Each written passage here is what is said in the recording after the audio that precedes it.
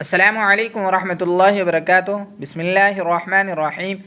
حضرت عبداللہ بن عمر رضی اللہ عنہ روایت کرتے ہیں کہ رسول اللہ صلی اللہ علیہ وسلم سے جبرائیل علیہ السلام نے جب ایک اجنبی شخص کی شکل میں حاضر ہو کر اسلام کے بارے میں سوال کیا، آپ صلی اللہ علیہ وسلم نے ارشاد فرمایا، اسلام یہ ہے کہ تم دل اور زبان سے اس بات کی شہادت ادا کرو کہ اللہ تعالیٰ کے سوا کوئی معبود نہیں اور محمد صلی اللہ علیہ وسلم اللہ تعالیٰ کے رسول ہیں، نماز پڑھو، زکوٰۃ ادا کرو، حج کرو اور عمرہ کرو، جنابت سے پاک ہونے کے لیے غسل کرو اور وضو کو پورا کرو اور رمضان کے روزے رکھو۔